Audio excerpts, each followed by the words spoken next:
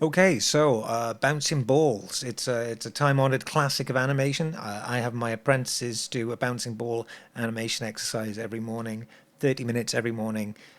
Get it done as well as you can, as fast as you can, and it pays dividends. So if you're interested in how to do a bouncing ball, then I think the best place to start is rigging it and understanding how that works. So that's what we're going to do. We're going to jump straight in and rig and then animate a bouncing ball as quickly as humanly possible.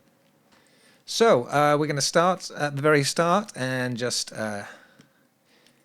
select all, delete, hit 1 on the numpad to shift my view to front camera, and I'm going to add a UV sphere. I'm going to hit N to open my side panel, and I'm just going to move it up on the Z-axis by 1.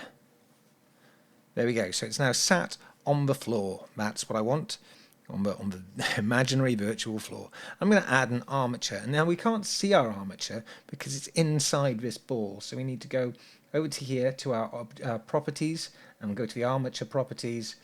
And we're going to tick in front. And whilst we're at it, we might as well go over to the object data viewport display and change that to wire as well.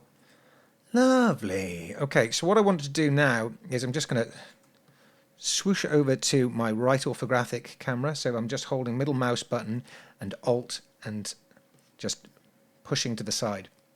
So it takes me to my right orthographic camera, and I'm going to rotate this bone so that it's in line with our world. So I want it to lie along the y-axis, so Rx minus 90. And unfortunately, it's gone and done that. And I wanted it to roll along here. So I'm going to hit Control Z. I'm going to make sure that I'm using my 3D cursor, which is snapped to the world origin. Rotate X minus 90. Lovely, jubbly, Bob's your auntie. And I'm going to call this offset, this bone. And I'm going to duplicate it and scale it up slightly. This is all in edit mode, by the way. And call this root. Okay. And then I'm going to hide my root bone. And I think I'm just going to duplicate and move this bone up to the top here. I could be precise about this, but I'm choosing to be sloppy. And I'm going to call this stretch. And then I'm going to select this, the head here and the head here, and hit F to fill. And now I've got a bone which I'll call this one should have been stretch. And this one could have been squash. Although the naming conventions I'm using here are totally outside of any sort of regular sort of scheme. I'm just being, I don't know why I'm doing it that way, to be honest. There could be better names involved here. Anyway, I'm going to parent the stretch bone to the offset. I'm going to parent the squash bone to the offset and keep offset with that. And then with that, I'm going to snap my cursor to this this stretch bone. And I'm going to actually, do you know what? I'm going to select the squash bone, shift select the stretch bone, and go into pose mode, Control Shift C, and choose stretch to. And now that will stretch to that, which is great. Anyway, with my cursor in the center of that bone, so snap cursor to selected. Oops, cursor to selected. Oh, that's annoying. Okay, I can do it this way as well. I could just get all the geometry and cursor to selected. I just want the cursor in the center of the sphere, in the center of this bone. And I'm going to, in edit mode, I'm going to create another bone, which again I'll rotate on the X minus 90. And we'll call this rot, as in rotation. And then we're going to parent that rotation bone to our stretch bone. And now what should happen is all the squash and stretch is going to be transferred via its parent, but also we can rotate it. And we're rotating it from the center of the sphere. So if we now parent, shift selecting that, go into pose mode, make sure you've got the correct bone selected, Control P, parent, armature, deform, no, I could just parent it to the bone actually, and there we go. It's squashing, it's stretching, and it's rotating. Okay, so that is the rigging done. Now what I'd normally do here is I would make these pretty by adding some custom bone shapes, some custom objects here, but I can't be bothered, so I'm not going to. As I said, bit of a sprint tutorial today. So I'm going to turn on auto keying, and I'm going to pull this apart and get myself a dope sheet, pull this apart again and get myself a graph editor. So now we're ready to animate. So I'm going to grab this. Oh, we're not quite ready to animate because Alt H to unhide that bone. I'm going to get my offset bone and I'm going to parent it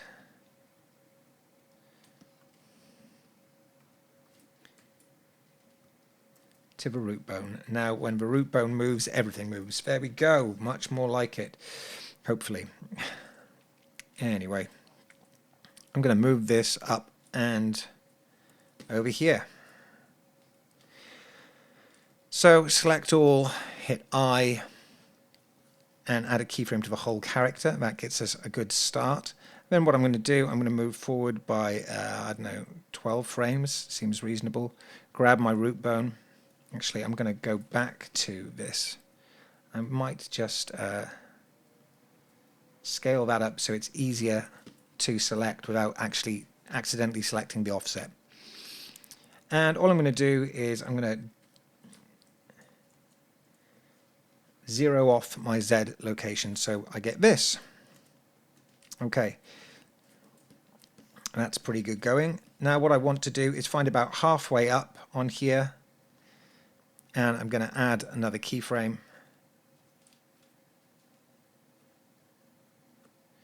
And then B to box select, or actually I could just do it here on the dope sheet, and Shift D to duplicate, or no, actually I don't want to Shift D, I just want to hit G and drag this new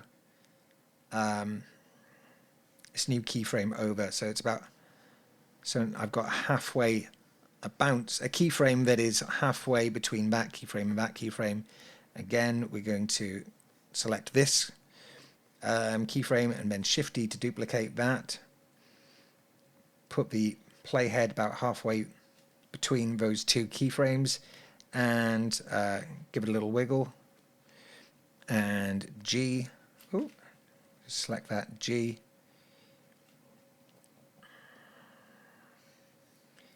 Again, grab this one, Shift D to duplicate.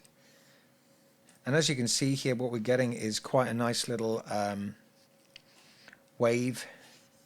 I think that should be enough for my purposes. So I'm going to box select, so B to box select in the graph editor, all these points where it's making contact with the floor, hit V and change that keyframe to a vector type. So now we're getting a hard contact with the floor.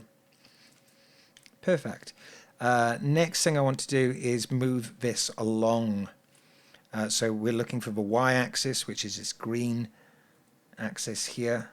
I'm just going to select all the keyframes except the first one, hit X and delete the keyframes. And now I can come to the end, a little bit past where the last bounce is, and just drag it along. I'm going to play that.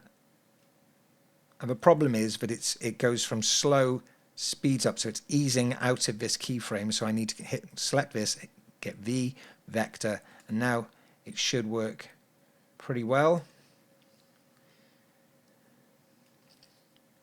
G and X. Lovely. Next thing I want to do is rotate it. So we've got a keyframe there, and then literally just where it stops. I might just change this actually from a quaternion to an Euler, so just a slightly easier rotation to make. Active element, and we're rotating on the X. So I'm I'm going to insert a single keyframe on the X, come right the way along. Woo!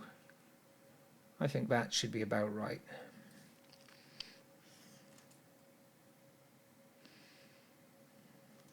Lovely. Full stop on the numpad to focus on the selected keyframes. G and X to bring this back. Now normally I would also just edge that back a little bit. But in order to do that, I'm going to also have to add keyframes to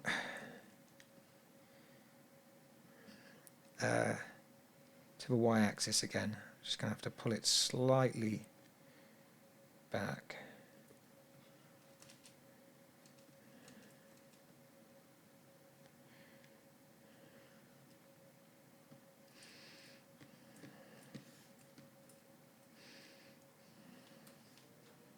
And select those keyframes, hit full stop on the numpad yet again.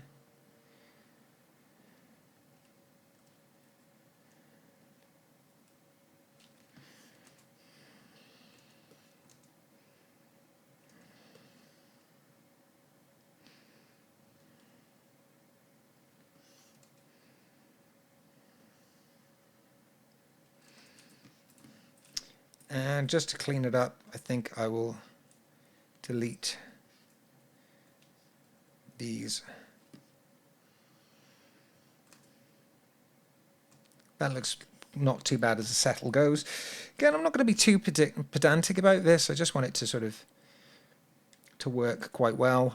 You know, it doesn't have to be the greatest work of art ever. And then now we're just going to add our squash and stretch. I'm going to go just before it impacts here, and I'm going to pull this bone up so it's following an arc. And then when it contacts the ground, I'm going to hit Alt-G to clear and then pull it down. By the time it gets to the peak, I want it to be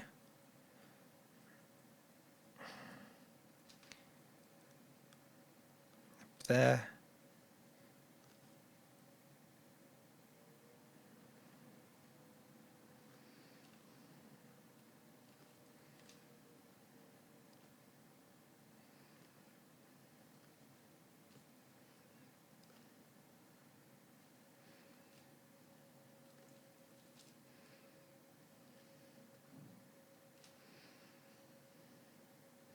I'm not liking that shifting. I've made that a little bit more difficult for myself than I wanted to. So let's go back and okay, let's finish what we were doing first. Contact.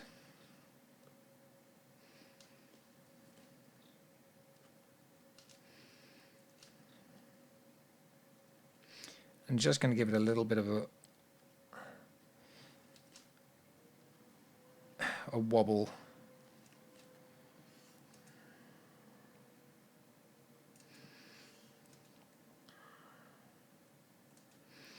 So what I've done is I've made it go too far forward.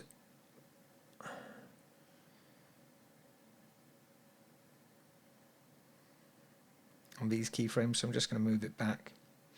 Otherwise it's going to look really odd.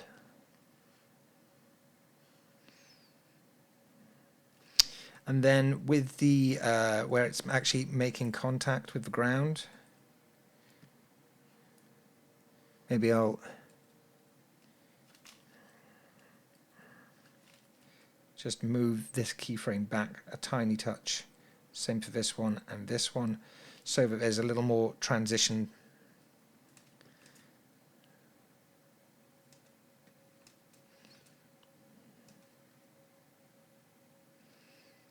And again, my timing there could be better.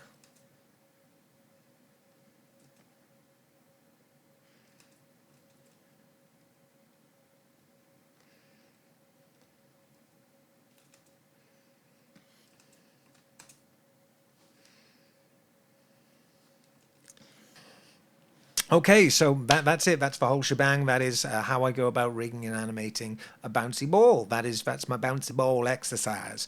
Hopefully you found it useful. Hopefully it wasn't too fast and too nonsensical for you. I hope you got a lot out of it. If so, like and subscribe.